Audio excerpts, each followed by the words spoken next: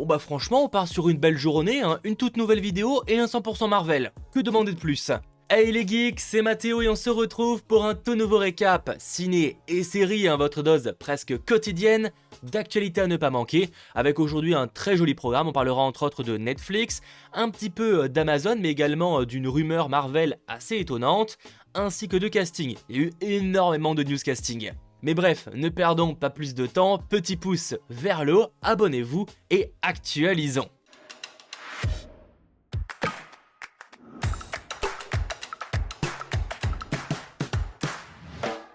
Et pour commencer ce récap en beauté, parlons Netflix. Confiant de son succès, le service vient déjà de renouveler la série La Chronique des Bridgerton pour une saison 3, mais également une saison 4. Sachant que pour l'instant, il semblerait qu'une saison égale un roman, et comme il y a genre 8 à 9 tomes, bon autant dire qu'il y a pas mal de saisons possibles. Dans tous les cas, la saison 2 devrait arriver en 2022, et donc la suite devrait arriver en 2023, 2024, etc. On sent clairement qu'ils ont pris de l'avance. Et autre renouvellement, mais pour une unique nouvelle saison pour l'instant, on a la série animée La Voix du Tablier, qui se voit donc renouvelée pour une saison 2. Je ne l'ai personnellement pas encore vue pour l'instant, mais j'ai eu d'assez bons retours à son sujet, donc n'hésitez pas à m'en faire part en commentaire. Et toujours concernant Netflix, mais niveau date de sortie, sachez que le film animé Resident Evil Infinite Darkness se confirme pour arriver en juillet prochain. On a eu le droit à un petit trailer qui le dévoile, alors pas de date précise pour l'instant, mais ça arrive donc en juillet. Et autre information, et ça arrive très bientôt, Netflix a annoncé la diffusion donc d'un documentaire consacré à l'acteur Chadwick Boseman. Son nom, Chadwick Boseman, portrait d'un artiste, sera disponible dès demain, donc le 17 avril sur la plateforme, mais n'attendez pas pour le mater puisqu'il sera disponible uniquement 30 jours. Et pour en revenir au renouvellement, mais alors cette fois hors Netflix, etc., une saison 5 de la série française 10% est en préparation pour France 2, c'est confirmé, mais arrivera également, et ça avant, un téléfilm de 90 minutes pour l'introduire. Et apparemment ça sortira soit fin 2021, soit début 2022. Et côté US, beaucoup plus en vrac, NCS est renouvelé pour une saison 19 et Warrior pour une saison 3. Voilà, ça c'est fait, on reste dans le milieu des séries avec Disney qui vient d'annoncer une toute nouvelle série Disney+, son nom Disney Launchpad. Ce sera une série de courts-métrages en prise de vue réelle, donc avec de vraies personnes, etc., réalisée par une nouvelle génération d'auteurs, c'est en tout cas comme ça que c'est vendu, et la première saison sera composée de 6 courts-métrages qui seront disponibles dès le 28 mai prochain. Et le thème général de cette première saison sera la découverte, alors que la saison 2, qui arrivera plus tard, sera sur le thème de la connexion et de l'interaction. Et en parlant Disney+, alors on change complètement d'univers pour parler d'une rumeur, donc sortons les giga pincettes, Je le dis à chaque fois qu'on parle d'une rumeur, mais là c'est vraiment les pincettes cosmiques, limite prenez plutôt ça comme une idée plus qu'une rumeur.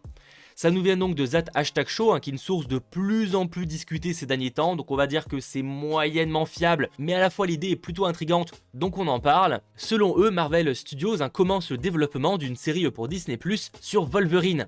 Alors ça, c'est pas vraiment la première fois qu'on en entend parler, ou en tout cas qu'il y a une rumeur à ce sujet. Quoi qu'il en soit, selon cette source, il y aurait une originalité à cette série, c'est que ce serait une série d'anthologie. En gros, chaque saison aurait pour but d'explorer une période différente de son histoire. Et la première saison pourrait adapter l'histoire de Weapon X, donc en gros l'origin story du perso.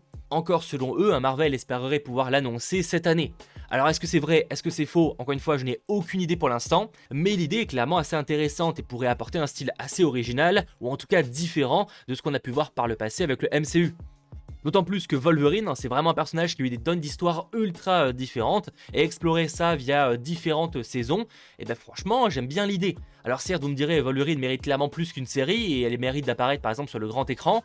Je suis en partie d'accord, mais à la fois j'ai envie de vous dire que Wolverine a déjà eu droit à beaucoup de films par le passé, donc finalement est-ce que Marvel va pas pouvoir l'exploiter d'une autre manière via des séries?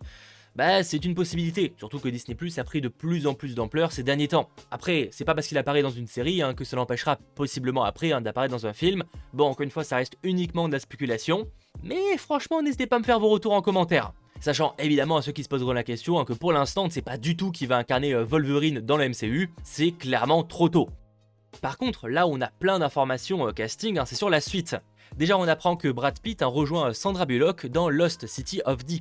Ce sera une comédie d'action d'aventure romantique avec Channing Tatum. Alors pour l'instant, on n'a pas trop de détails là-dessus, mais faut noter que le rôle de Brad Pitt semble plutôt s'approcher de celui du caméo. Dans tous les cas, le tournage est prévu cet été, pour une sortie, je le suppose, en 2022. Autre news, on a Pilou Asbaek, je ne sais pas si ça se prononce comme ça, qu'on a notamment vu dans la série Game of Thrones, qui est en pourparlers pour rejoindre le casting de Aquaman 2. Évidemment, le rôle est inconnu et pour l'instant rien n'est signé complètement, et la sortie du film est prévue pour décembre 2022. Prévu également en 2022, le casting de Indiana Jones 5 continue de s'agrandir. Après Phoebe Waller-Bridge, c'est Mads Mikkelsen qui rejoint Harrison Ford dans un rôle évidemment inconnu, faut pas trop en demander, mais évidemment c'est quand même difficile à ne pas penser le voir jouer un méchant. Mads Mikkelsen dans Indiana Jones, je le vois mal jouer son pote. Et en vrai, j'espère pas me tromper, j'aime bien le voir dans des rôles différents, c'est toujours cool. L'acteur qu'on retrouvera également en 2022, et cette fois bien pour un rôle de méchant dans Les Animaux Fantastiques 3, puisque c'est lui qui remplace Johnny Depp en tant que Grindelwald.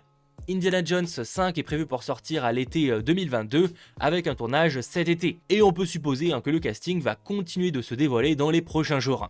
En espérant d'autres grands noms, ça peut être assez sympa. Et côté série, donc toujours niveau casting, mais côté série, on apprend que Carlassia Grant rejoint le casting de la saison 2 de Outer Banks de Netflix dans un rôle récurrent. Elle va jouer une certaine Cléo. Fabien Frankel, vu dans Last Christmas avec Emilia Clarke ou encore Le Serpent assez récemment sur Netflix, rejoint lui le préquel de Game of Thrones, House of the Dragon, et il va y incarner Kristen Cole, Lord commandant de la garde royale sous le règne de Viserys I Targaryen. La sortie de la série est attendue en 2022 sur HBO, et qui arrivera toujours sur HBO. On a l'adaptation du jeu vidéo The Last of Us, on apprend que Gabriel Luna rejoint le casting, il rejoint ainsi Pedro Pascal ou encore Bella Ramsey qui joue ainsi Joel et Ellie. Pour ce qui est de Gabriel Luna, qu'on a notamment pu voir dans Agent of S.H.I.E.L.D. en tant que le célèbre Ghost Rider, il va jouer le rôle de Tommy, le frère cadet de Joel. Un ancien soldat qui n'a pas perdu son sens de l'idéalisme et l'espoir d'un monde meilleur. Le tournage de la série est prévu cette année avec une date de sortie, je suppose, en tout cas ça reste personnel, en 2022.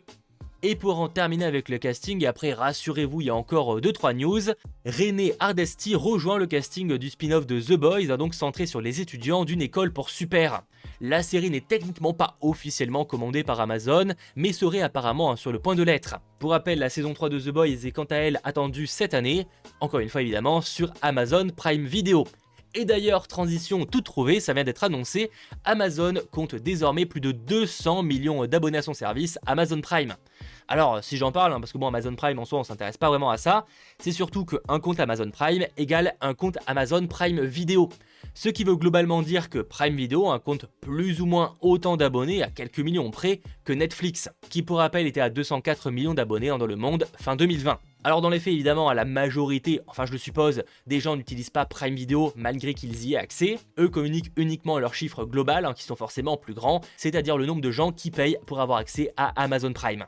Bon, malgré tout, que ce soit les films, les séries, voire même la musique, ça nous intéresse pas vraiment, mais ça va faire partie des chiffres. C'est un gros investissement pour le service, puisque Amazon a quand même dépensé 11 milliards de dollars en séries télé, films et musique en 2020, soit tout de même une augmentation de 41% par rapport à 2019.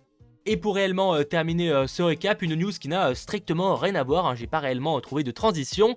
Les scénaristes du premier film Predator, donc sorti en 1987, viennent d'intenter une action en justice contre Disney pour récupérer les droits de la franchise, rien que ça, qui est pour rappel détenu par la 20th Century Studios et donc forcément par Disney. Alors évidemment, le studio n'est pas prêt de se laisser faire et vient également de déposer plainte pour garder les droits. Et vu la vitesse de réponse, ils étaient clairement prêts. Je vais pas rentrer dans les détails parce que c'est clairement chiant, on en reparlera en temps voulu s'il y a des nouveautés, mais je rappelle qu'un nouveau Predator est en préparation, donc perdre les droits, ce serait un truc un peu relou pour eux. Voilà, c'est la fin de ce récap ciné-série du jour qui était très intense je pense, n'hésitez pas à me faire vos retours en commentaire, et n'hésitez pas également si vous l'avez aimé à lâcher le petit pouce vers le haut, c'est super important. Et j'en profite comme d'habitude pour remercier les différents sponsors de la chaîne, merci à vous, notamment au tout nouveau Super Geek, Delattre, Jérôme, merci beaucoup à toi. Bref, je ne vous garde pas plus longtemps, on se retrouve très vite pour de nouvelles vidéos et de nouveaux lives, notamment ce soir dès 21 h pour 100% Marvel, j'ai super hâte. C'était votre geek, Mathéo, ciao tout le monde.